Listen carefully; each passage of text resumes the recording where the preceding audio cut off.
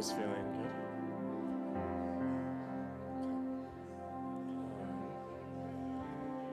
All right. Well, good morning, everyone. So good to see you all this morning, see smiling faces from Bruce and Wendy here. But yeah, I'm just excited for us to enter into worship this morning. I feel like the worship team would agree. There's a lot of expectation as we just go deeper with the Lord and as we worship from that place of being in the throne room, of worshiping from that perspective. So, Father, as we gather for you. We gather to seek you, we gather to know you, we gather to become more like you. And we thank you that your Spirit is dwelling in power. We thank you that the manifold wisdom of God has been revealed to the church and that you are taking us into the deeper things of you.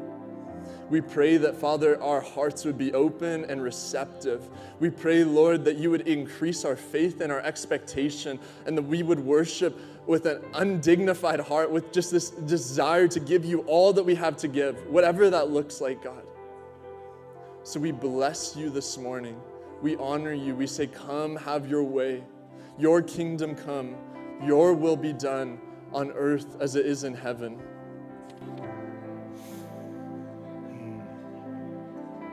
Yeah, I'm just going to invite you, if you're able, to stand, and we're just going to join in worship together.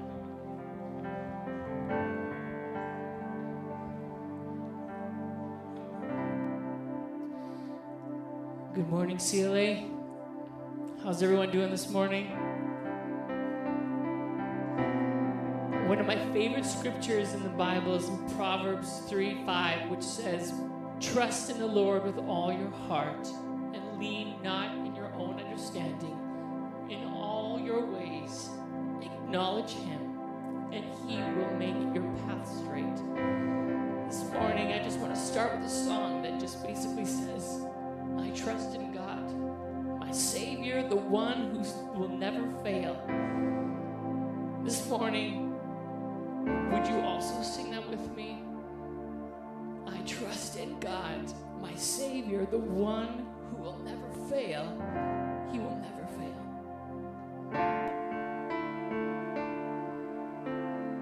Blessed assurance, Jesus is mine. He's been my fourth man in the fire, time after time. We're born of his Spirit, washed in his blood, and what he did for me on Calvary is more than enough. So I trust in God, my Savior, the one who will never fail. He will never fail. So I trust in God, my Savior, the one who will never fail. He will never fail.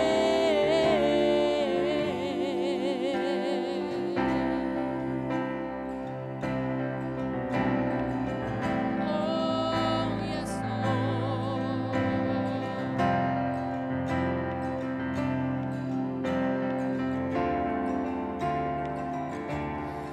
Perfect submission, all is at rest. I know the author of tomorrow has ordered my steps. This is my story. This is my song. I'm praising my risen King and Savior all the day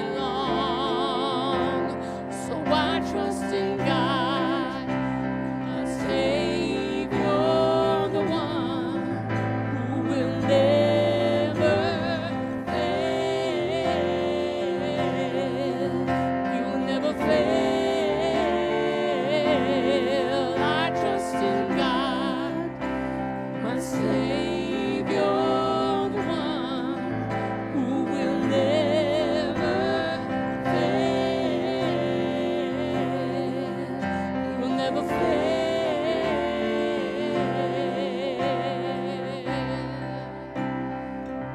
Oh, we trust in you, Lord.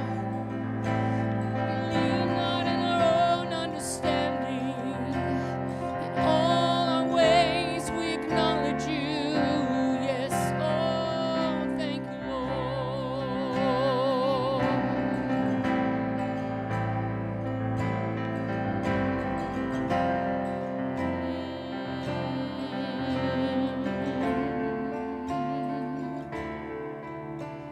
And I sought the Lord, and he heard, and he answered. I sought the Lord, and he heard, and he answered. I sought the Lord, and he heard, and he answered. That's why I trust him. That's why I sing that again. I sought the Lord, and he heard, and he answered. I sought the Lord, and he heard, and he answered. I sought the Lord, and he heard, and he answered.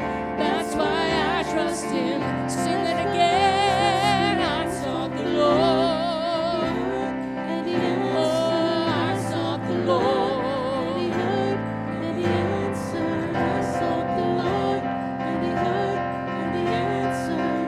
That's why I trust him. Oh, I sought the Lord, and he heard, oh, and he answered. And he heard, and he answered. I sought the Lord, and he heard, and he answered. That's why I trust him. That's why I trust in God, my Savior, the one. Sing it out. Never fail. Never fail. I trust in God, my Savior, the one who will never fail. Never fail.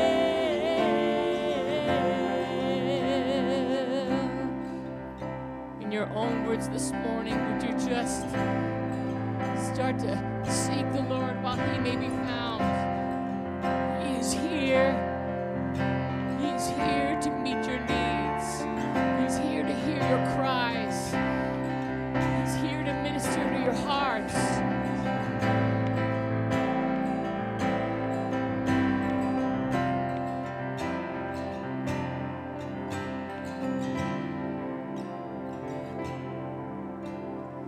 I sought the Lord, and he heard, and he answered. I sought the Lord, and he heard, and he answered. I sought the Lord, and he heard, and he answered. That's why I trust him. That's why I trust him. I sought the Lord, and he heard, and he answered. I sought the Lord, and he heard, and he answered. I sought the Lord, and he heard, and he answered. That's why I trust him. That's why I trust in God, my Savior, the one. Sing it out. Will never fail. He will never fail. I trust in God, my Savior, the one who will never fail. He will never fail.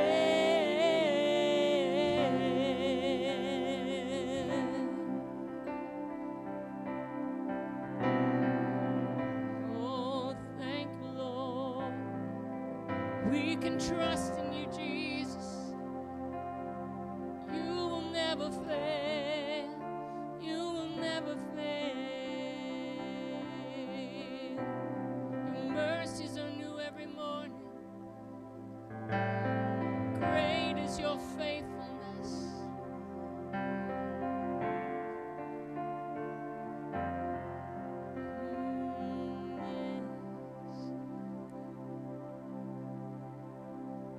This morning, Father God, we join with all the angels in heaven. We join with all the saints. We join with all our loved ones who have gone before us, Lord, and are in your presence today. And they're worshiping you. They're saying, holy, holy, holy is the Lord God Almighty. Worthy is the Lamb that was slain. This morning, church, we get to join with all of creation. We're not doing something new, something special that we've just created today or here on earth. We are doing something that was at the beginning of time and will go until the end of time. Worshiping our Father, our King, Jesus, who sits at the right hand of God, who makes intercession for you this morning, whatever it is that you need, whether you can say it or not. He is there standing before the Father for you. And we can join with all creation singing, holy, holy, holy, forever and ever.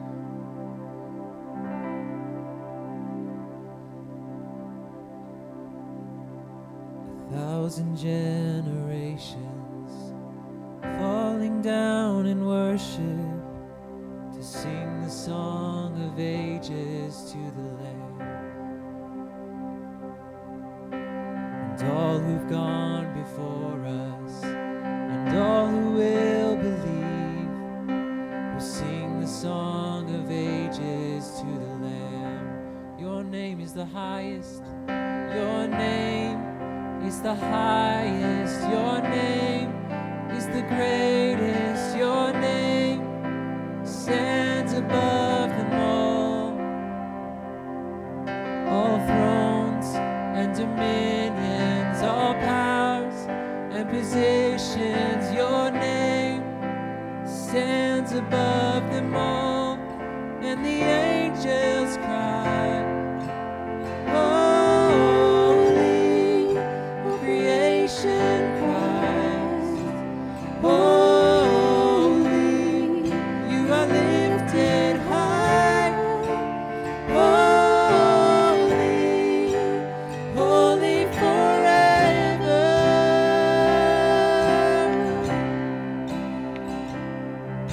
And if you've been forgiven, and if you've been redeemed, sing the song forever to the Lamb.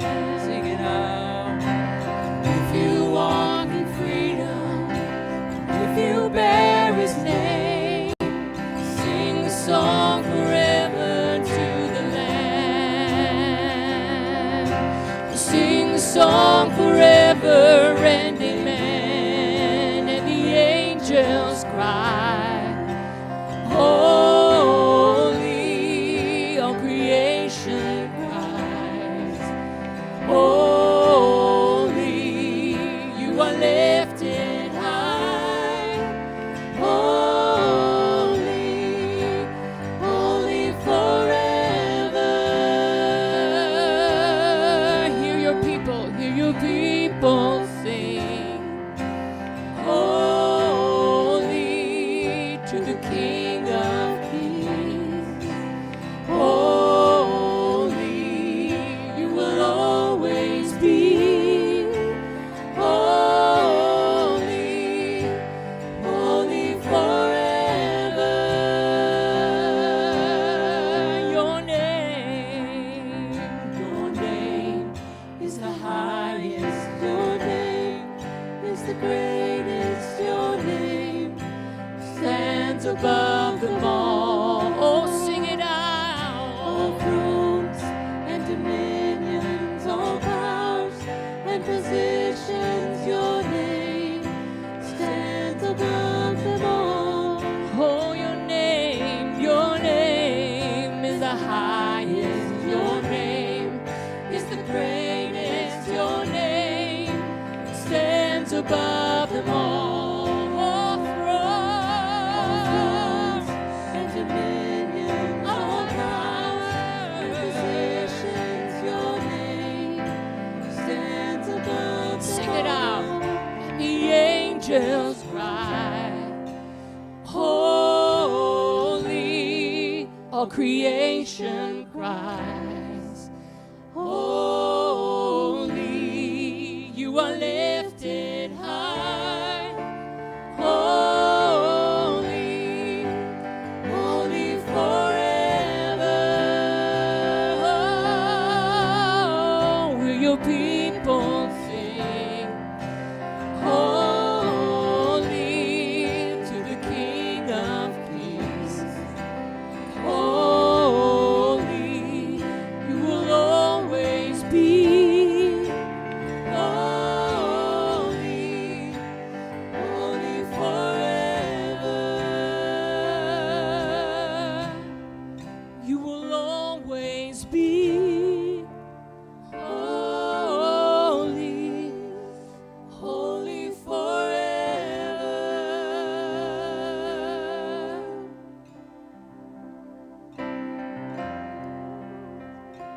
Holy Lord, you're worthy, Jesus. Oh, we join in heaven.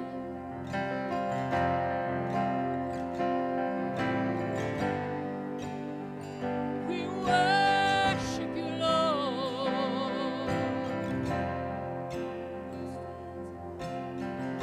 Holy, holy, holy, holy Lord, worthy. Hear your people sing, Jesus. Hear your people sing, oh Lord. Oh, as we bow down before you, Jesus. Oh, and the angels cry, holy,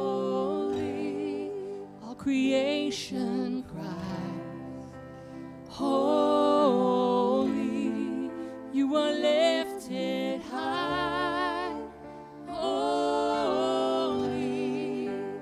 holy forever.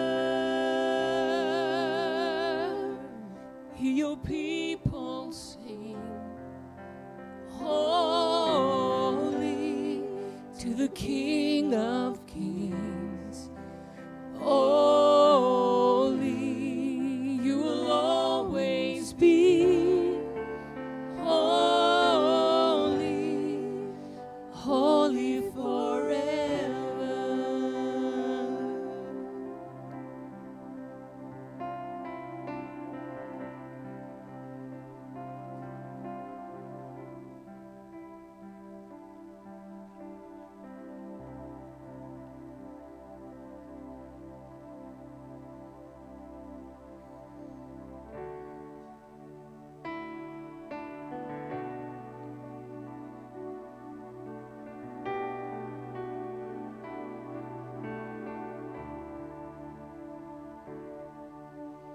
I just want to speak the name of Jesus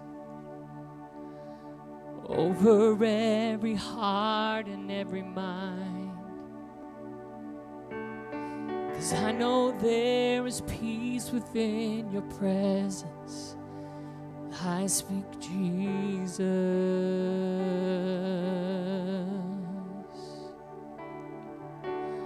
I just want to speak the name of Jesus till every dark addiction starts to break, declaring there is hope and there is freedom. I speak Jesus, 'cause your name is power, your name is healing, your name is life. Break every stronghold, shine through the shadows, burn like a fire.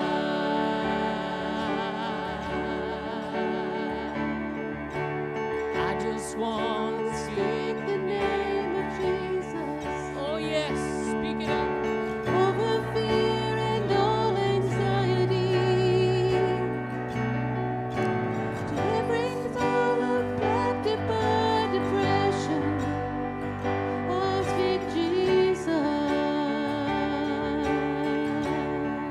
again. I just want to speak. I just want to speak the name of Jesus over fear and all anxiety. Yes, it must bow to the name of Jesus. Every soul held captive by depression, I speak Jesus. 'Cause your name is power. Your name is healing. Your name is life. Break every stronghold. Shine through the shadows. Burn like a fire. 'Cause your name is power. Your name is power. Your name is healing.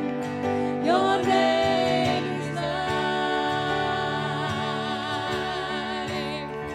Break every stronghold. Shine through the shadows. Burn like a fire. Oh yes, burn like a fire.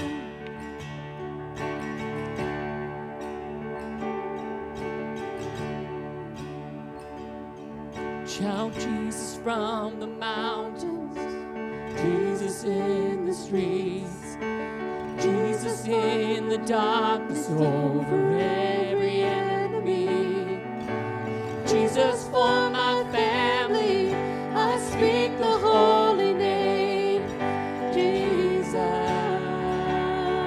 Oh, sing that again. Shout Jesus.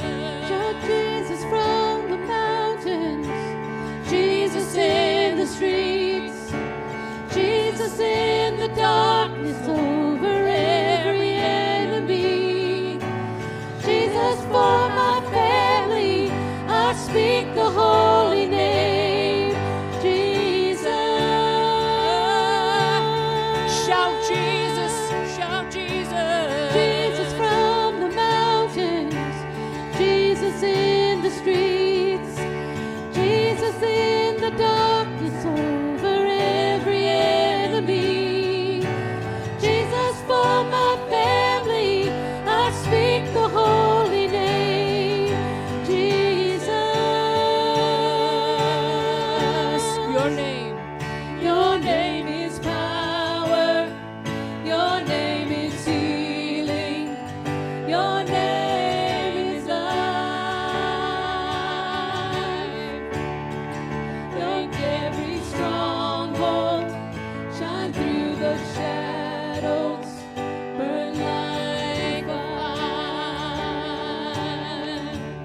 Father, we just come to you now, Lord, and we're speaking the name of Jesus over our families, over people who are suffering from depression, anxiety, whatever the enemy is trying to throw at them. Jesus, we give them your name.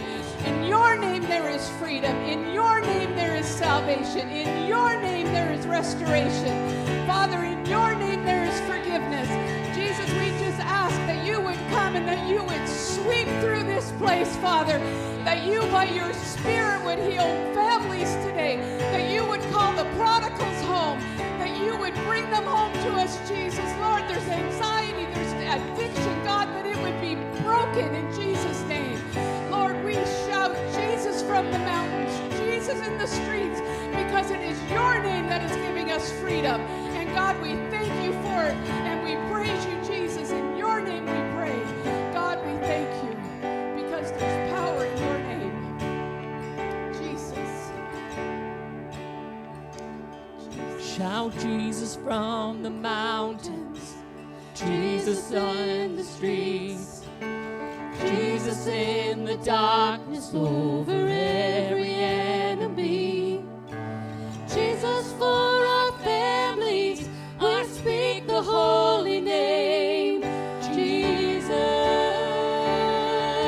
yeah, shout Jesus. Shout Jesus from the mountains, Jesus in the streets, Jesus in the darkness over every enemy, Jesus for our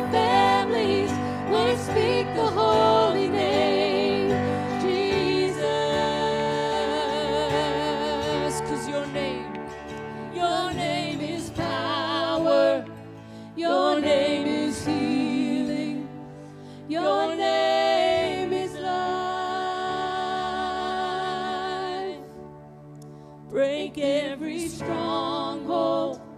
Shine through the shadows, burn like a fire. Jesus, Jesus, Jesus. There's such power in the name. Jesus, wait in your presence, Lord. Jesus.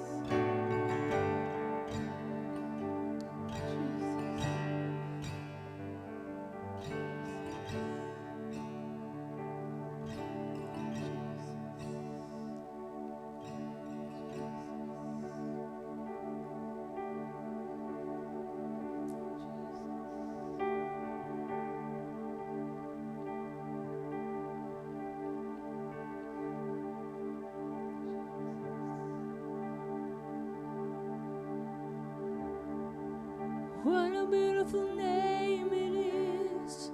What a beautiful name it is.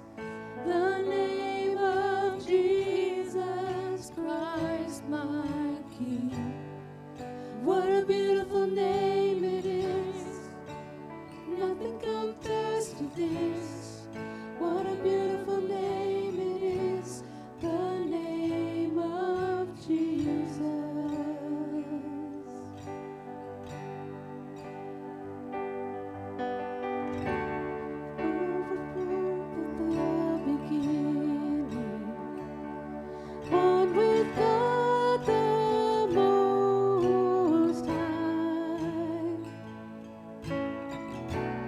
Hidden glory in creation, now revealed in you are Christ. What a wonderful name it is. What a beautiful name it is. The name of Jesus Christ, my King. What a beautiful name it is. Nothing compares to this. What a beautiful name it is. The name of Jesus.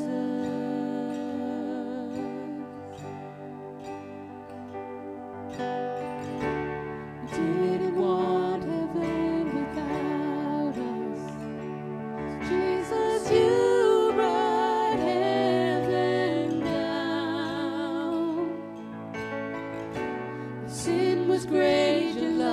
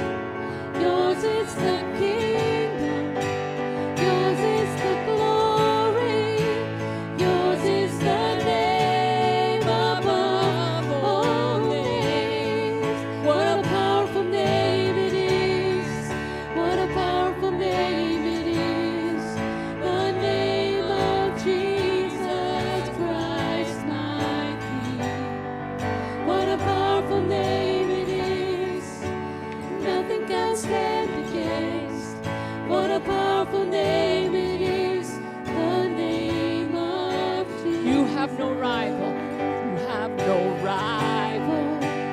You have no equal, now and forever, God, you reign. Yours is the kingdom. Yours is the kingdom, yours is the glory, yours is the name above all names. What a powerful name it is, what a powerful name it is, the name of Jesus Christ my King. What a powerful name it is, nothing can stand against. What a powerful name it is, the name of Jesus. What a powerful name it is, the name of Jesus. What a powerful name it is, the name of Jesus.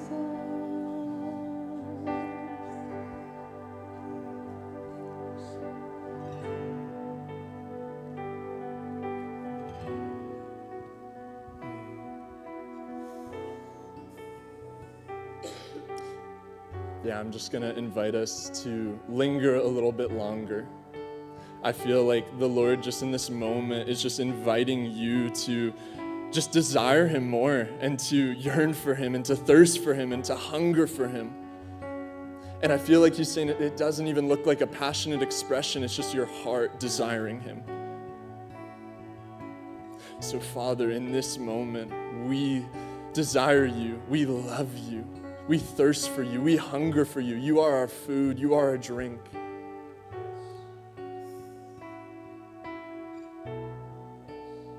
Would You draw us deeper?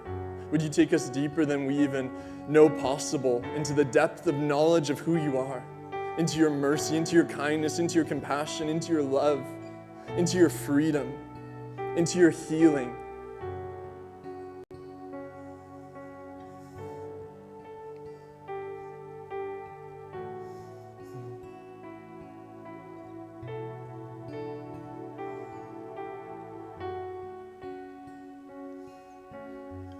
Yeah, Father, I pray for every single person gathered this morning, every single person who's here and who isn't here, every single person online watching this service. I pray that, God, our hearts would burn for You more and more and more, that the desire would grow, and that, Father, we would just be undone by how much of You there is to experience, by how much more You have for us. God, we say, take us deeper. We want to know You more.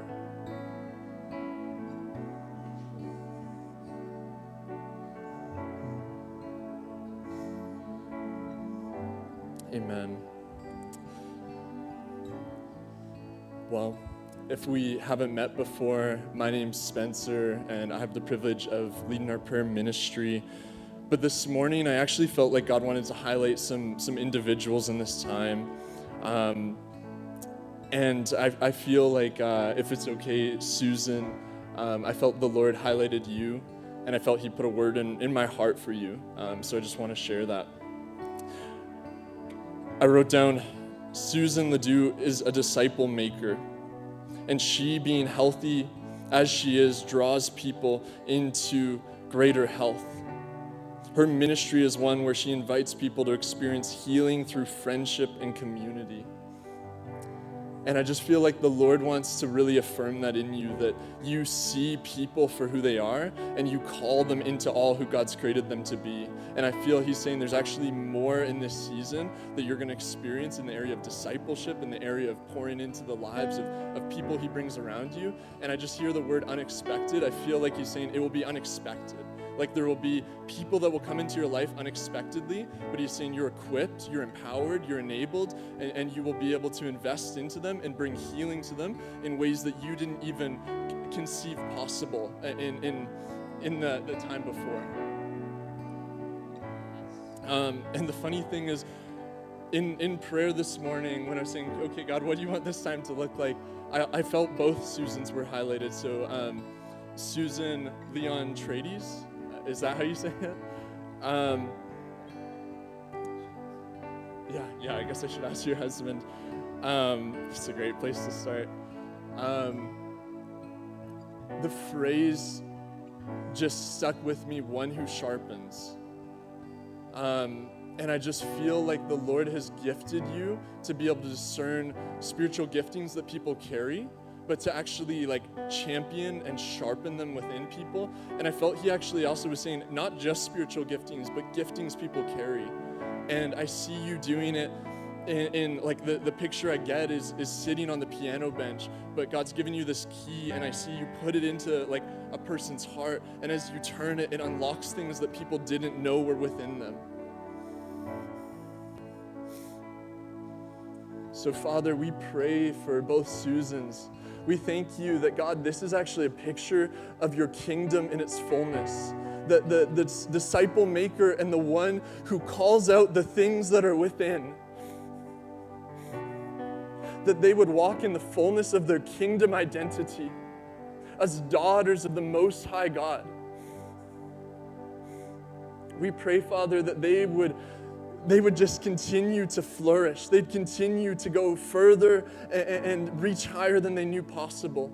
And as their community, as the body of Christ, we come around them and we celebrate this in them. And we say, God, we ask for the fullness of your will to be done in their lives. And we say, greater are the days ahead than the former days.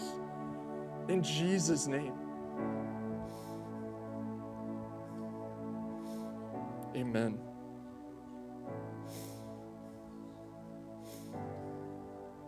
Yeah, if there's something you receive from that, I feel like the Lord's saying, like, you can receive that. When there's words given for individuals, there's things that the Lord may have for you too. And he's saying, if you resonate with being someone who's a disciple maker and called to discipleship, then that's who you are. So receive that and allow that to encourage you.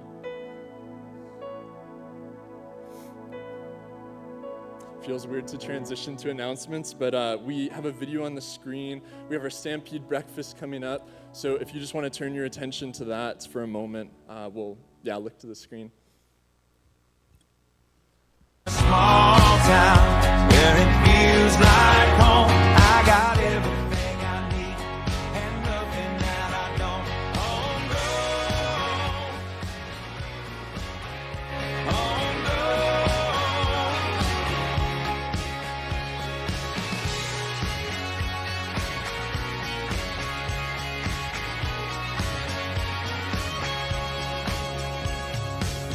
We got a fire go down by the riverside, sip whiskey out the bar, living like we'll never die. Come on and stay a while. If you don't believe me, why would I ever leave? 'Cause I know I got some good friends that live down the street. Got a good looking woman with her arms round me. Here in a small town where it feels like home. I got everything I need and nothing that I don't. Oh no. Oh no. Oh no. Oh no.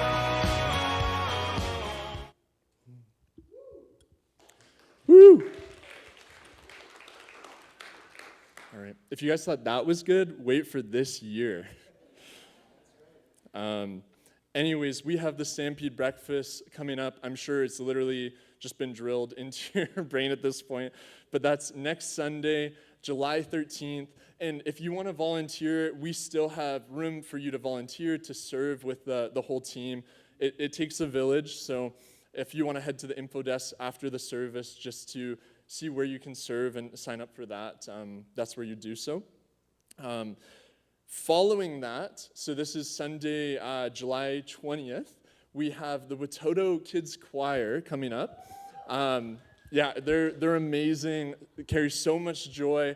But we also still need billets. So we have a few more for the kids. So if you want to host them in your home, just go to the info desk as well after the service, and they can get you connected with how to do so. Following that, I'm sure you saw on the screen, VBS is coming up. That's July 28th to the 30th. So we still need volunteers for that as well. And if you just have that heart to serve and want to invest into the next generation, there is always opportunity to do so. Other than that, Tim is going to be coming up here to continue us in part 3 of our series. So just have a look to the screen.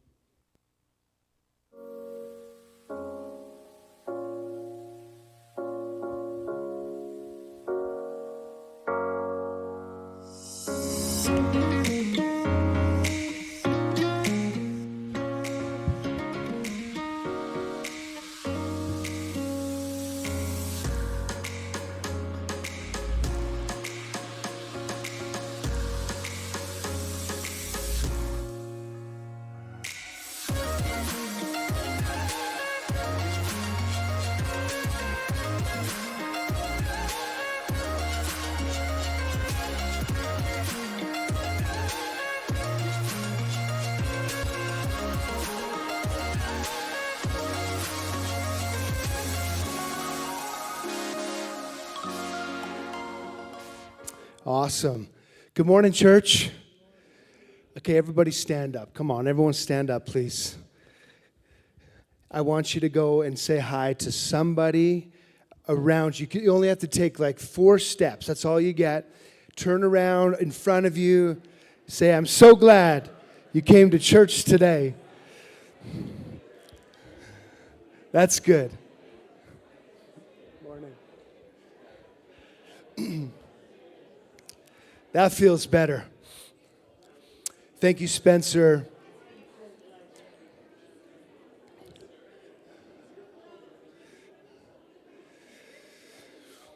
I know that's risky because conversations start to evolve. Okay, sit down. Thank you. Love you. You guys are just so friendly. And it's summer. Who's excited? July.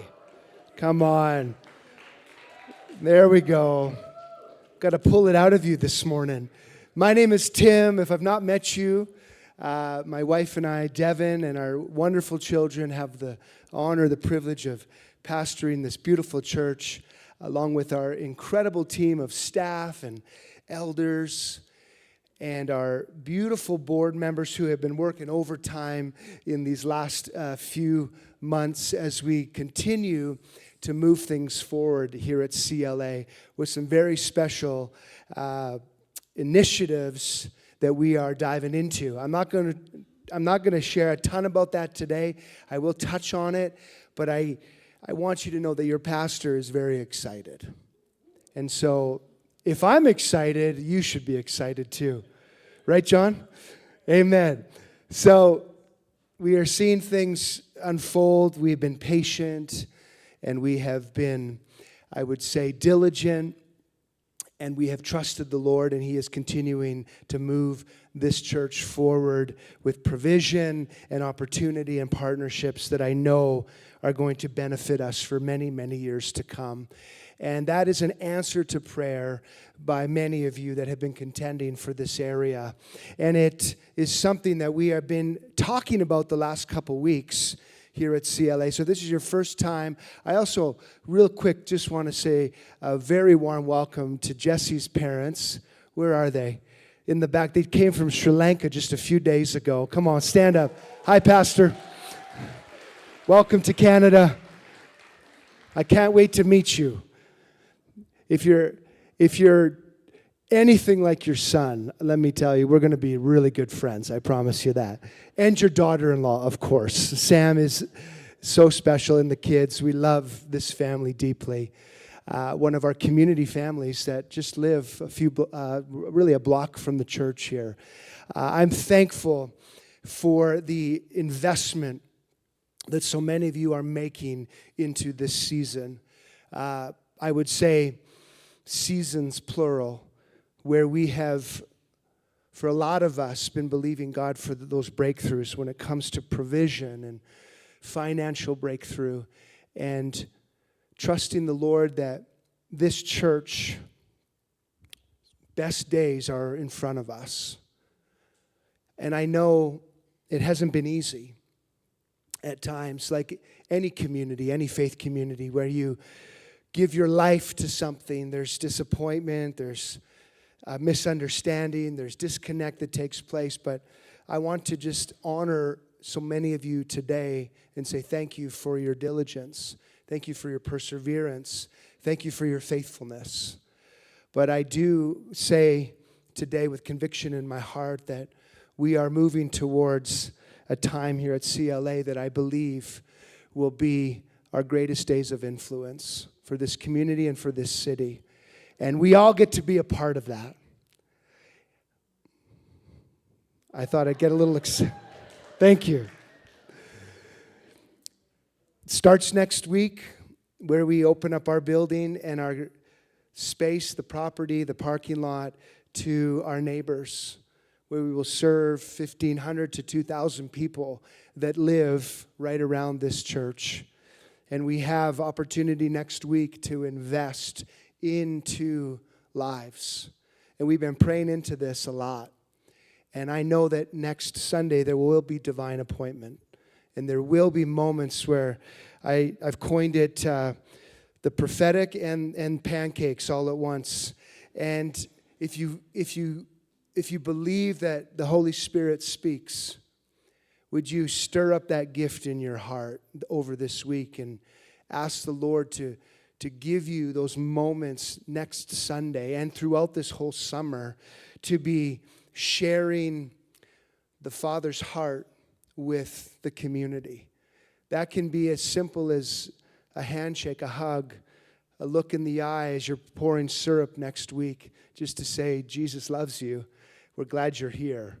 Welcome to our pancake breakfast, whatever that might look like. All the way to our prayer tent that will be up next Sunday for people to come in and receive some ministry, some prayer. It's not going to be weird.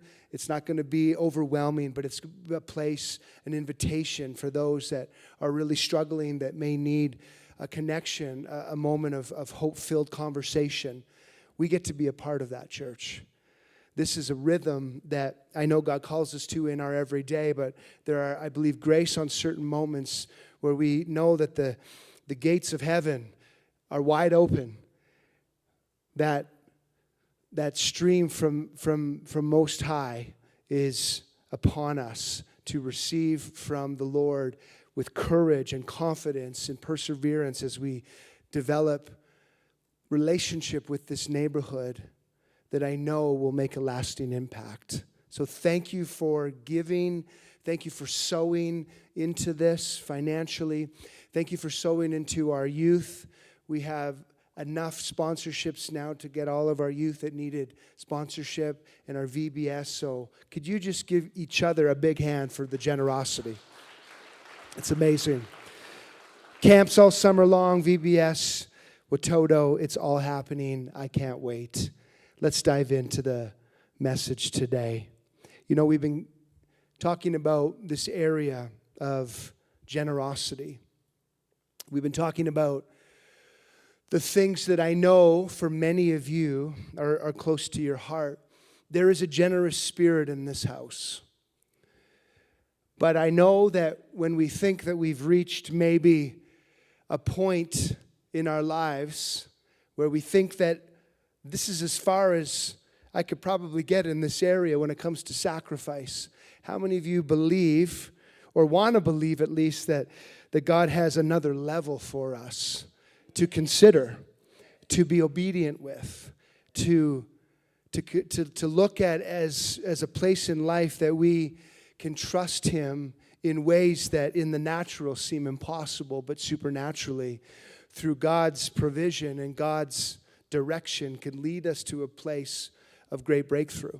This, to me, is what this series has been all about, and I just as well want to commend Pastor Cody and Michael for their investment the last 2 weeks. If you've missed those messages, go back and listen. They are beautiful, they set the tone, and they do share our heart here at CLA. To me, I know as you think about humanity, there is a few things that many people want more of. That is what? Intimacy, influence, and number 3, money. Anyone? I don't know. I would like a little bit more money. Am I the only one?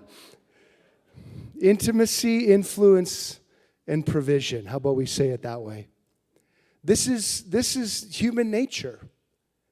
And as I talked about a few months back in our relationship series, there are a lot of things that the scriptures say about these things. A lot.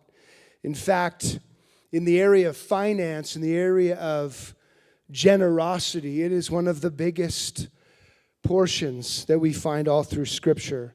And I know that when it comes to money, we as the body of Christ need biblical literacy in this area. We need to understand it, we need to embrace it, and we need to have conviction about it. And today isn't about any pressure that I put on anyone, whether you're in the room or watching online live or later this week. It's not about that. It's about perspective. It's about a perspective that I know God's been challenging me with in a very profound way, and I believe He is going to and will, in His faithfulness, challenge each one of us, aligning our hearts with an area that matters very much to God. Very much. The Bible has a lot to say, as I said, and if you disagree with it, well, I would say to you that scripturally we have a ton of content to look at and consider. So don't get offended with me today, please. Take it up with the Lord, and I'm heading to Saskatchewan for a few days, so if you're really troubled, Pastor Cody will be available all week to talk to you about. He's really good at these conversations. God has a lot to say about money. You know, I've mentioned this a few times, but Bible mentions giving 50% more times than it does healing. So twice as much as He does healing. And we believe in healing, don't we? There's over 2,100 times in Scripture that He speaks of the importance of money and the principle of generosity. 40% of Christ Himself, His parables, Jesus deals with money. In fact, we could preach on this topic for the next 52 Sundays. That's this time next year, and there would still be more content to cover in the Scriptures. So we need to talk about it. We need to challenge each other with it, and we most certainly need to hear what God says about this area. Who's with me? You know, the monetary system was not created by the devil. Do you know that? It was created by God. Let me explain this. Now, actually, caveat here. The CRA was very much created by the evil one. I'm dealing with them right now for other reasons, for sure. But the monetary system, in general, was created by God. Think about it. The universal sign of wealth for all human history is what? Is gold. Genesis chapter 2, so way at the beginning of Scripture, gold is brought into the picture. The Bible tells us it was God who put gold in the land of Eden. And the gold of that land was good. It's in there. Why is there gold in the Garden of Eden, especially if everything is free and at that time? That's a great question. I think it's because God is demonstrating the principle of abundance for His people. There is so much that we can consider. It's probably a whole message in and of itself. The reflection of this passage of Scripture in verse 10 to 12, as well, I think he's talking about God's nature, the wealth of the evil being turned over to the wealth of the righteous. There's stewardship. There's foreshadowing of God's kingdom when it comes to economy. All of these things are laid at the very foundations of time. It's interesting, the first temptation in all of Scripture, which is back in Genesis, is related to lack. The serpent points out the one thing that Adam and Eve don't have, which is the fruit of the knowledge of good and evil. And while Adam and Eve failed to recognize this, by which they do have, which is ultimately supply already in the ground. The first temptation, the first sin, the first mistake in the entirety of the human experience, church, is perceived lack. This is where it comes from. See, when you have a dysfunctional relationship with money and finance, it doesn't matter how much gold you have in the natural, you'll still deal with poverty in your soul. I think a lot of Christians have a complicated relationship with money. And they know it's there. They just don't know how to treat it sometimes. And they don't know what type of place or position it should occupy in one's life. I am no different. Trust me. The wrestle continues in this area. Should I hate these things because they're evil? Should I love them? Does it make me unrighteous if I'm too rich? How rich is too rich? We've got this complicated relationship with money. And I promise you, if we go around this room, there's a lot of perspectives and different understandings and convictions in this area. So I ask that you would just take some time, and if I'm triggering you right now, ask the Lord to bring peace to your heart. My heart this morning, we're not taking up an offering at the end of this. I'm not challenging you to sow for the next 52 weeks. This is just an investment as your pastor into your life.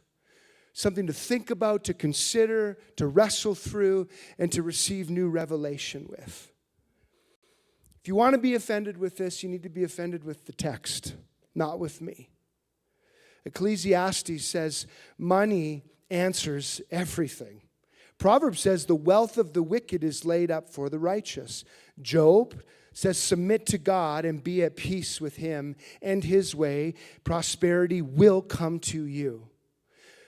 The Lord told Moses in Deuteronomy 8 that I have given you the power to gain wealth. It wasn't spiritual wealth, it wasn't emotional wealth or relational wealth. It was financial wealth. That's what he's referring to. The Lord speaks to Moses, I have given you the power to gain wealth. In Genesis 38, when the Lord blessed Jacob, that he broke forth in prosperity. The scripture says that believers should be the lenders, not the borrowers. The head and not the tail. And if you honor God with your wealth, your barns will what? Be overflowing. Yet some Christians, some followers of Christ believe a warped thinking that they actually prefer to be the borrower and not the lender. The tail and not the head, the curse, not the blessed. And they actually feel it's almost a virtuous feeling that their barns are empty. Let me just say this in the most kind way, that poverty is not a virtue. Having a dysfunctional relationship with money is not a virtue, church. Being broke your whole life is not a virtue. I hope that CLA will be a home to some of the most blessed people in this city. Amen? Because when you get under the flow of God's anointing, everything in your life begins to blossom and flourish and come alive. And that includes finances. I truly believe that.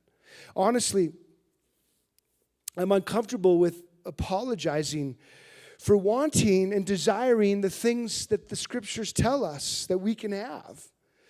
So I receive healing because the Bible speaks of healing. Amen?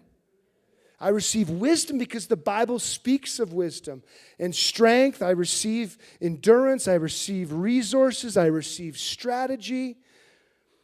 And I also want to receive the Lord's provision for my life and for my family and for this incredible faith community here at CLA.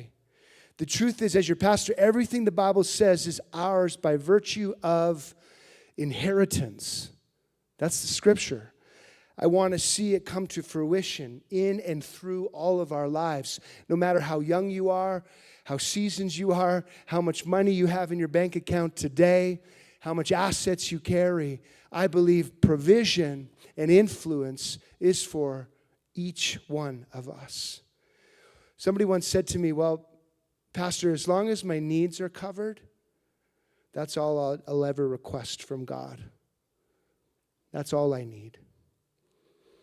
And I don't even know how to answer that sometimes. I understand the heart behind it, but I don't want you to stay broke. I don't want you to struggle. I don't want you to wrestle through this in a way that's causing you great tension in your life. And with all due respect, I actually believe that's a very weak theology when you hold fast to that type of thinking. Proverbs 6 says, be careful of poverty because it'll come to you and on you if it gets too close. I don't need to have a car, right? We don't need a car, but I like having one. It sure helps with getting my 5 children around the city. I don't need to live in a house, right? I really don't, but I like living in a house and protecting my family from these elements here in Canada. I don't need to wear pants today, but I really like having a job too. So I'm going to put pants on. Okay, there you go. Some of you are finally laughing. I'm just only going to ask God for what I need. The truth is, what you need is actually a lot less than you think, church.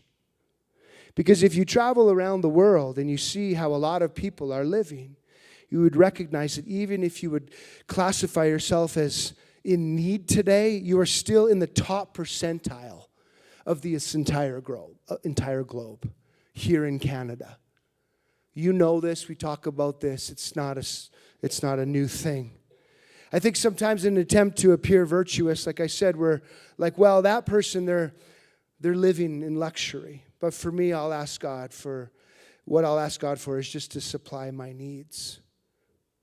Well, you didn't need, right, that steak dinner. You just needed maybe some bologna. Or you didn't need that roof over your head, as I mentioned, but all we really need is just some covering, like a cardboard box or something to keep the rain off. I'm making a point here. Clothes to wear, right? A burlap sack would suffice. What you think you need and what you actually need is a world of difference. We need to understand that we have a good heavenly Father. He's a good God who delights in his children, and every good and perfect gift comes from the Father. Gifts are very different than needs. The nature of a gift is not really connected to a need at all. Okay, how do I explain that? Well, let's look at Christmas morning in the Mason house. I don't wrap up a grilled cheese sandwich for my son and put it under the tree for him. I know he needs to eat lunch that day, right? So wrapping up a sandwich for him isn't what he's expecting on Christmas morning. No, for my son, my boys who I love, and my daughters, obviously, the whole crew, all 7 of us, what Devin and I desire to do is I want to buy my son football tickets. And I want to buy him the newest NHL 25 for his video game collection. I want to buy and bless them with experiences that they can enjoy and that we can make memories together in our relationship. The gifts as a father, that's what I want to do. None of those are needs. They are wants and they are desires, because as a father who knows how to give good gifts to his child, the needs are already taken care of. I don't want to just minister to his needs. That's just being diligent as a dad, right? I want to be able to minister to his desires, to his dreams, to the things that make him come alive, to the things that make his dreams come to reality. That is no different than our Heavenly Father. Let me just tell you. Well, Pastor, all I want from God is what I need. Well, let's be honest. If that's your mindset, it's probably because you don't really know God as your true Father. I say that in the most honoring way. When you know God as Father, you realize it's not just about surviving on the minimum. God has already promised to take care of everything that you need. That's just what a good dad does. But it doesn't stop there. I'm not just believing for the bare essentials. I'm believing for breakthrough for you, for the power to gain provision, heavenly resources to flow in and through your life, through our lives. That is very biblical. Why? Because I'm a son and you're a son and daughter of the Most High. The one who owns, as the scripture says, cattle on how many hills? 1,000 hills. Whose streets are paved with gold, whose gates are made of pearl. I may have a money problem, but let's be clear, God doesn't. He owns it all. So I want you to think about these things as I continue this morning. I don't even know if I want to care about money, Pastor. My mindset is set on the things above, not on the things below. I get it. That's a very commendable mindset. But I take you to a story that just happened to us as a family just a few weeks ago, where through the incredible nature of online marketplace, Facebook Marketplace, anybody indulge in Facebook Marketplace? There's a few of us. My wife and I experienced something that I wish on none of you. The optics of this are so interesting because I'm very, very sharp when it comes to these types of things, not getting scammed. I think we all probably all say that, right? But yet because of AI and because of the progression of technology, how absolutely perfect some of the scam is today is beyond anything that even the highest level of professionals can comprehend. Everything looks identical. So without too much information, we were a family that experienced some loss in this moment, where out of our bank account we lost almost $10,000 through Facebook Marketplace. I'm just going to leave that cliffhanger because I don't have time to share all of it. But it was wild. And you go into the account and you see the money is gone. And this is not like Visa. This is like fiat, like money. And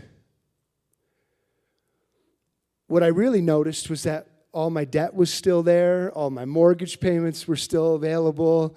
Everything that I owed was still there, but everything that I owned was gone. And interesting moment. And the reason I share that vulnerable story with you today, now, eventually it all came back. Thank you, Jesus, for the wonderful people in charge. But guess what? Here's my point. You learn to care pretty quickly when what you have is all of a sudden gone. Are you tracking with me? So when you say, I'm too spiritual to even care about money, I promise you, there is a shift that happens. It's easy to say that you don't care when you have no bills or responsibility or you have nobody depending on you. But God cares. He invented it. My TD account was drained, yet, as I said, the other things remained. My debt still remained. But here it is. The gospel of Christ is actually the reverse of what I experienced here just a few weeks ago. Apostle Paul, let me explain this. 1 Corinthians 8, he says, Christ became poor that through his poverty I may become rich. Now we know that is so much more than finance, obviously. But there's something so powerful about that posture of Christ coming to this earth. Here's what I've found over the years. Please listen. People who prosper are not offended by messages on prosperity. People who give and who are generous are not offended by messages on giving. People who are generous and feel offended and thinking that the church, all the church wants is your money, understand that God desires your heart. And when He has that, giving financially becomes the easiest and most natural expression of your faith. It's a massive shift. And some of you are living in that reality today. You are cheerful givers with your time, your talent, and your treasure. It is a joy when you invest because it's coming from that place of revelation. I don't think, if I can say this, that the church in Canada actually has a giving problem. I think we actually have a heart problem. It goes a little bit deeper. Because when God has your heart, it's not difficult to also trust Him with your money. Because where your treasure is, there is your heart. Every time I give, I'm making a prophetic statement about the position of my heart. God already has my heart, so of course He has my finances. Of course, He has my trust. Of course, in Him I live and I move and I have my being. The least I could do on this side of eternity is trust God with my finance and resources. Because it is more blessed to give than it is to receive, the Bible says, right? When I give, it prepares the container of my soul to receive a blessing, pressed down, shaken together, and overflowing. Now let me tell you, this is not easy for me to talk about. I know this is challenging for some of you. I know you're bothered a little bit because there is so much in this. It's deep, it's heavy, it's weighted by past experiences and past emotion and things that have taken place in your life. But I continue to submit this to you this morning. Ask the Lord to soften your heart as we move forward in these thoughts today, so you'll have a heart to hear. My prayer is like this. In the Apostle John, in 3 John chapter 1, as he writes to the church in Asia Minor, he says, "Beloved, I pray that you may prosper in all things and be in health, just as your soul prospers," the Bible says. So John here is distinguishing between soul prosperity and other life prosperity. He says, I want your life to prosper. I want your health to prosper. I want everything you touch to prosper, even as your soul prospers. Now, why is it important to connect this whole soul prosperity piece? Because money is a magnifier. Finance magnifies. It only makes you more of what you already are, right? If you're foolish in this area, more money doesn't make you smarter. It'll actually make you more foolish. If you're evil, money doesn't make you less evil. It actually makes you what? More corrupt. Money just highlights what already exists in your life. That's why when people say, I don't have enough money to give, but when I get more money, I'll start being a generous person. I'll start tithing then. I'll start giving then. With all due respect, no, you won't. No, you won't. Because money doesn't change you. It reveals who you really are. And this is only one area. Let me explain that. Generosity is relevant in every area of our life, in every atmosphere of our life, in every place of influence that we have. It's all things considered. Just like marriage, right? In the beginning days of marriage, it doesn't really change you. It actually reveals who you already were. Hardship doesn't change you. It reveals you. It's a magnifier. So the Apostle John is saying here, listen, church in Asia Minor, right? Your soul also needs to be in that place of prosperity. Mind, body, soul, spirit, anchored in heaven. A mind renewed, connected to that which is above, walking in the way you should go. That you would what? Not depart from it. My prayer for all of us today as a community is that our soul would prosper. and then everything else in life would prosper as well. Why? Because when your life prospers but your soul doesn't, the blessing that you have been seeking will crush you, instead of helping build a foundation for the next season of your life. So there's a responsibility to work on heart health, soul healing, restoring what was broken and abused in the past so that all areas of your life can move in a proper direction. There are some things, and sometimes things that we're praying for. Like, I think about my son, Crew, who would love to get behind the wheel of a car at 10 years old. Right? And the obvious answer is not yet, son. It's not because I don't love him that I'm saying no. It's because the responsibility he's asking for would actually harm him instead of help him. Now, if you live on a farm, those are totally different rules. But I'm talking about urban Calgary, 10-year-olds driving vehicles. Sometimes we're asking God for things, right? The container of the soul, right, is not yet healthy or responsible enough to receive. Sometimes we do that with the Lord. God, I wish that you would trust me with finances more. Well, son, daughter, like, I tried to trust you with the little and you weren't trustworthy. So how can I trust you with a lot? And listen, I put myself right in the zone when I think about CLA and I think about the years that we've been together. God is faithful and he's patient and he's kind. And he wants to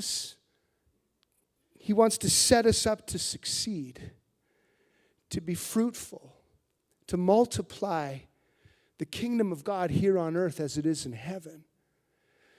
And he's only going to give us what we can handle. And he's working out details, and he's healing hearts, and he's restoring foundations, and he's making things that are broken into new so that we can be ready and we can be set up to succeed. Did you hear me? This involves all of us. We are all part of this community, including myself. Absolutely.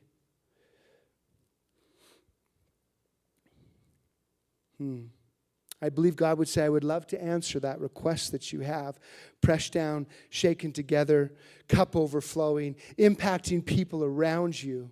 But the last time I asked you to be generous, Tim, with the $100, right? You were somewhat in a distracted place. And now you want $10,000, $100,000, $1 million to steward? Well, let's start with the little and see from there. I believe this is an incredible relationship with the Lord that he desires to put into our hands opportunity to steward the things that belong to him. Take that for what it's worth in your context.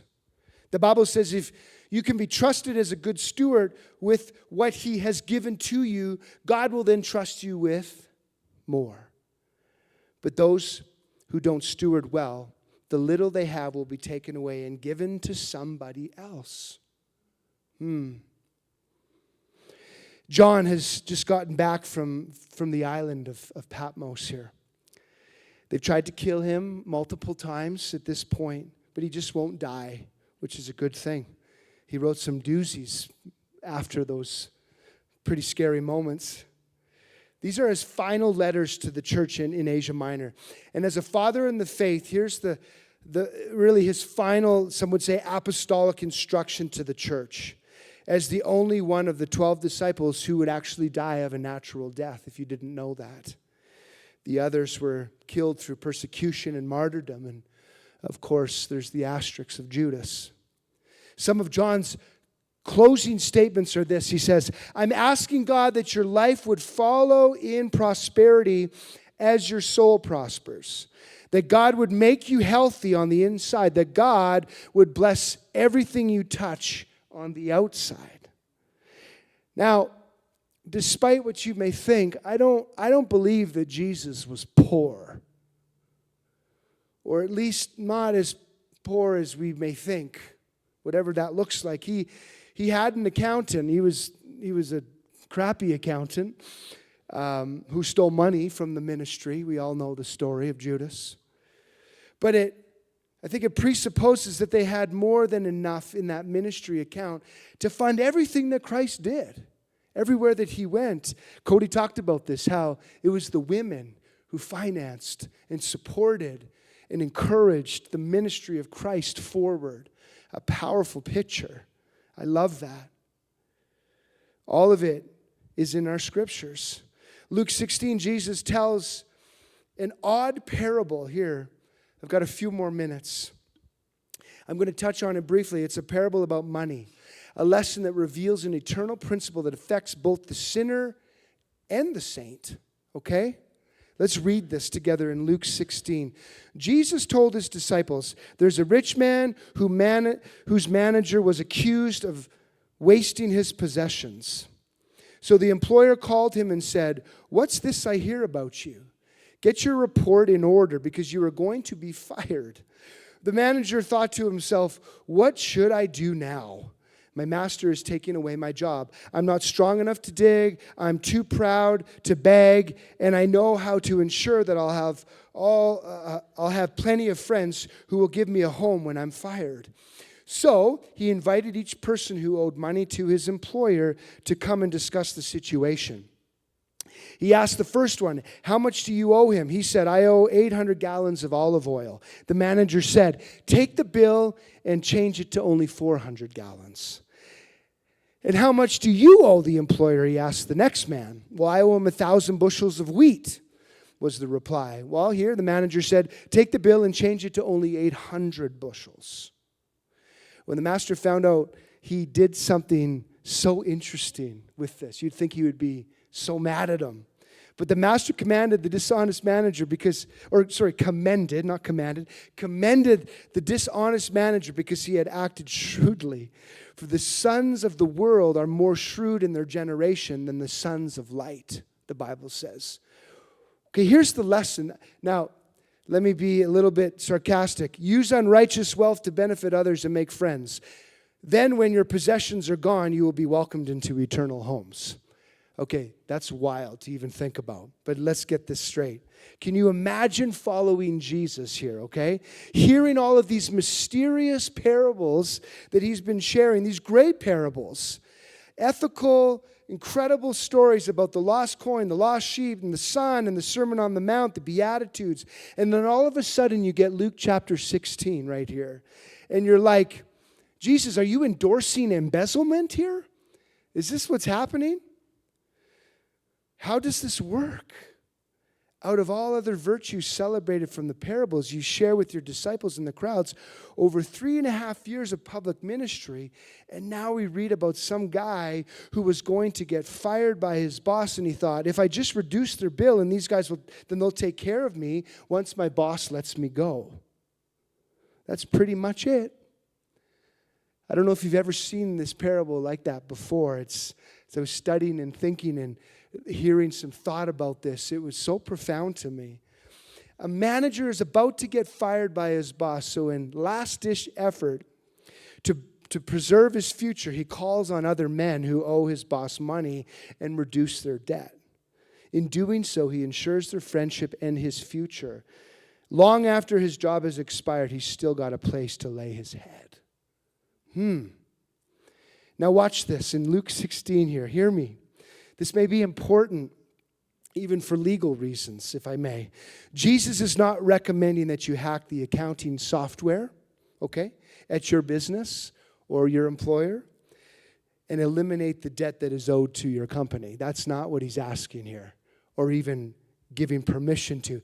Instead, this parable is using a negative example to prove something so positive.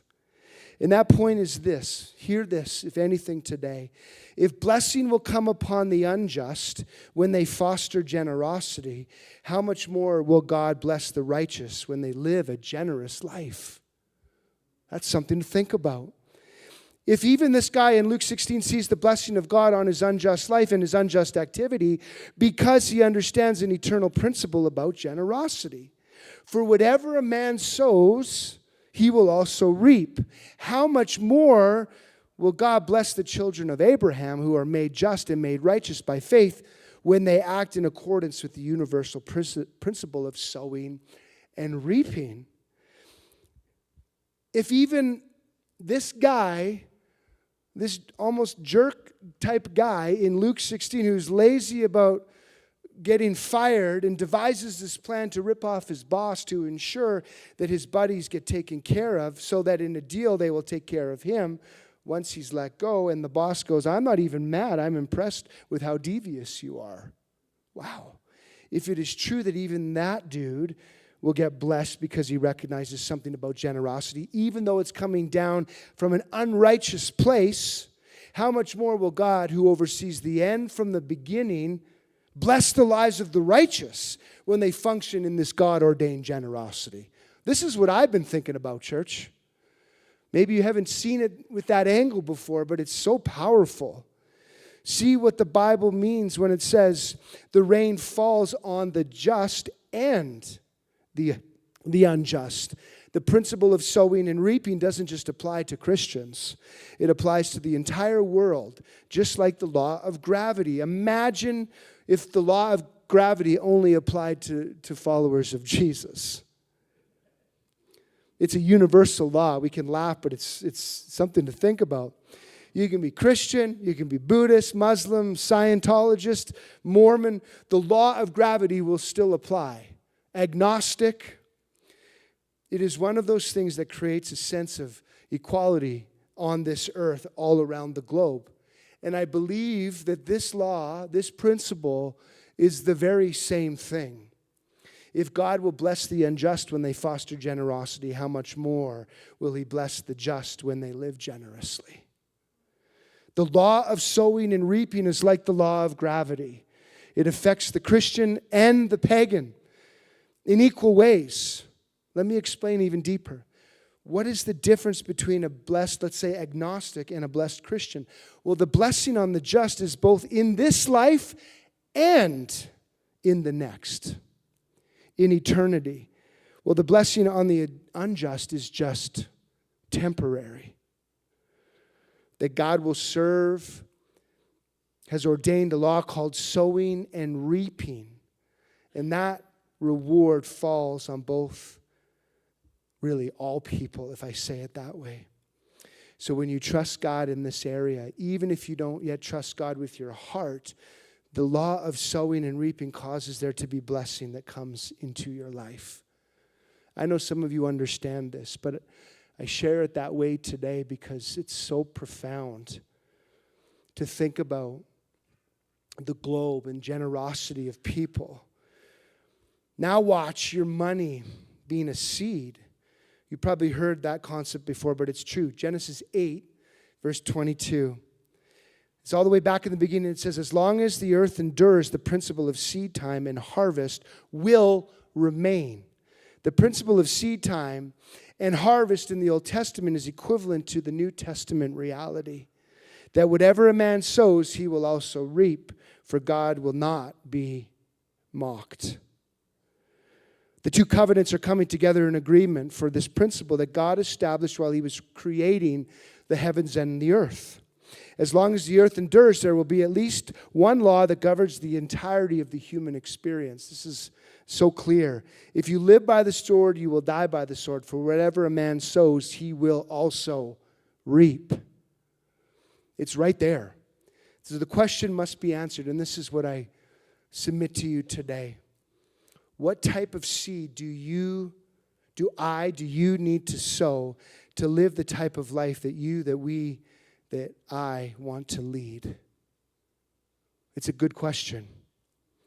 When I get blessed, I want to increase my standard of giving before I increase my standard of living. I love that. And I can tell you that the devil, he's never tempted me to tithe. The enemy has never tempted me to be generous, let me tell you. He's tempted me to do a lot of things, but not this. The devil never once tempted me or you to be generous, ever. That's how I know that it's a good idea. Are you with me? A shrewd manager getting fired by his boss demonstrates an understanding of the universal principle of sowing and reaping. And in doing so, he's highlighted by Christ as an example for all of us. The reason why Jesus chose such a shady figure to be this focus of that parable is because he's trying to communicate even that the agnostic will understand.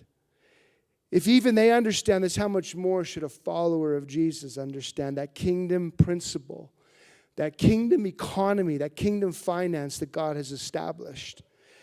Proverbs 11, it's not on the screen, but the world of the generous gets larger and larger, while the world of the stingy gets smaller and smaller. The one who blesses others, the one who refreshes others, will himself be refreshed. Those who help others are helped. In 18 of Proverbs, a man's gift makes room for him. And I believe that what you make happen for others, God will make happen for you too. It's all there. So in verse 9, at the tail end of chapter 16 there in Luke, I'll end here. Jesus says something so interesting, so strange. He uses the term unrighteous wealth to describe what the shrewd manager comes in contact with. He says, if the shrewd guy, if this cunning guy, this deceitful guy can take unrighteous money and use it to produce a semi-righteous outcome in his life, how much more can righteous people take righteous seed, plant it into righteous soil, and reap an eternal righteous harvest? That is, I thought I'd get a little bit more excitement in the room on that one. If unrighteous wealth exists, it begs the question, how does unrighteous wealth become righteous? So let's think about the tithe for a minute. When the 10% is offered to God, I believe the 90% becomes sanctified. I believe that. I don't apologize for saying that. I used to. Or with like a timid approach. But my heart is shifting. The Bible says to lift up your hands in prayer and in worship. It's the lifting of my 10%. It's so crazy. In a medical journal, I was reading about this the other day, that the front and the back of each arm and hand of our bodies is about 10% of us. So when we lift our hands in worship, it's lifting of the 10% that sanctifies the other 90% of our lives. Wow. Our hands become holy when they are offered. We enter into his gates with thanksgiving and praise. My uplifted hands is my invitation into his presence. In his presence, my life is made whole. And if you've never seen it like that picture of offering up our lives is no different than offering your finance, your tithe, your treasure, your talent. How does the unrighteous wealth become righteous? When you trust God enough to give it away. See, money takes on the morality of the user because the principle of financial stewardship applies universally to all, as I've mentioned many times. Jesus ends here with this. He says, no one can serve two masters. Either you will hate one and love the other, be devoted to one and despise the other, but you can't serve both God and money. The Pharisees who love money, heard all this, and they were sneering at Jesus. He said to them, you are those who justify yourselves before men, but God knows your hearts. For what is highly esteemed among men is an abomination in the sight of God. Here's that reality. You can have one master, but you're allowed a limited number of servants. You can only have one master, but you're allowed a limited number of servants. It's so interesting. God can be your master, and money can be your servant. But when money is your master, I believe poverty is your spirit. But when money is your servant, prosperity is your spirit. That's not mine. That's powerful. Let me say that again. When money is your master, poverty is your spirit. But when money is a servant, prosperity is your spirit. Okay. So over this last season of CLA, and I know I'm over time, but I need to finish. I've been incredibly moved by God's promise that whatever a man sows, he would also reap. If CLA sows in faith and in generosity, I believe God will somehow, some way move on the hearts of all of us. And we will reap more than enough. Not just for what we need, but for more than enough. Every line item on vision, on strategy, on desire, on dream that God has given us for our future will unfold in Jesus' name. Why? Because the life of the generous gets larger and larger. And I want to encourage you this year, not because we're broke at CLA. In fact, the church is doing better today than we have in the 7 years that I've been here. We've had the privilege of being your pastors. There is momentum. We've got incredible people in finance and mission and vision. We've got good staff and great leaders and volunteers. Thank you, Jesus. People are coming to know Jesus. Lives are being changed. Families are being transformed. There's a lot to be thankful for, but I'm not satisfied, church. Because I believe we're just tapping into what God has for us. And not just CLA, but for the Church of Calgary as a whole. I'm believing for a move of God's Spirit in this city, this region, this province, this country, and beyond. We all are. And the reason I'm talking about all of this today, money specifically, is because I don't want you to miss out on the blessing that is attached to planting righteous seed into righteous soil. I've never been so direct in a money message before. But if God will even bless the unjust who steward, like in Luke 16, how much more will he bless those who steward with righteous intention, who want to be part of building the kingdom of God and advancing his ways to bring him glory. That's who we are. That's what we've signed up for. And I believe that as we position ourselves for blessing, that this will be a year where even God surprises us with his goodness. I feel it in my spirit. Because he is not done with blessing you and me and this church. So I would ask you to stand this morning as I close. Make a commitment to trust God with your finances, with your first fruits, with your generosity, and watch what he'll do. I believe he'll peel back those windows of heaven and pour them back into your life. And I actually believe that we're going to look back 12 months from now and say, look what the Lord has done. It doesn't even make sense, but here we're seeing it in the natural through a supernatural means. How, Pastor, do we have more than we've even invested? How is this happening? It's called kingdom finance, kingdom economy, kingdom principle, where we give away more and more and more, and God continues to pour out his blessing because he's got us, and it's universal, and it's a law. And as long as the earth endures, whatever a man sows, he will reap. May I pray for you. I really do appreciate the extra few minutes, but I needed to get through this.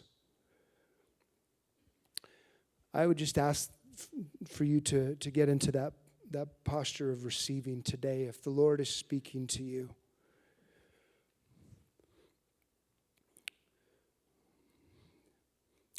Father, I thank you for your promises.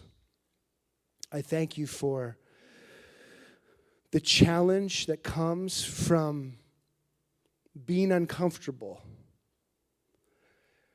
with the risk of being offended.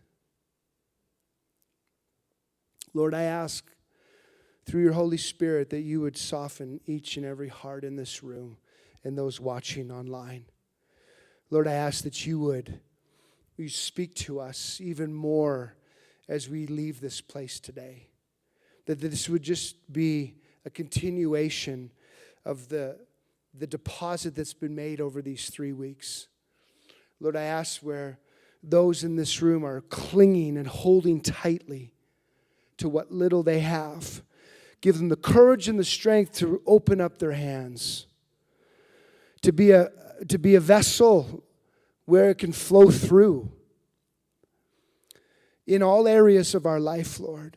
So the levels of generosity would increase in our places of work, with our neighbors, with our family members, with those that we know you are calling us to influence, Lord. Would we be a conduit?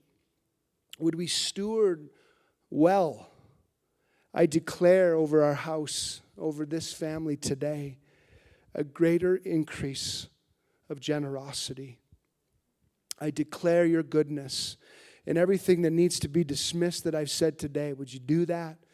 But where your Holy Spirit is alive and active, would you penetrate our hearts, speak to our hearts and transform us from the inside out so that we can experience all that you desire, Lord, so that we can be a people that are a part of extraordinary things happening around this world, where we can finance and invest into some of the greatest initiatives that are happening on this planet. We can be a place, a small church that is extraordinarily generous. I declare that over our lives today. In Jesus' name I pray. Amen. God bless you, church. Again, thank you for the few minutes. We love you. Go sign up for all the wonderful things happening. If you want some prayer, we're up here. Have a wonderful afternoon, and we will see you next Sunday morning at 8 a.m. for all of you who are volunteering at our breakfast. God bless you.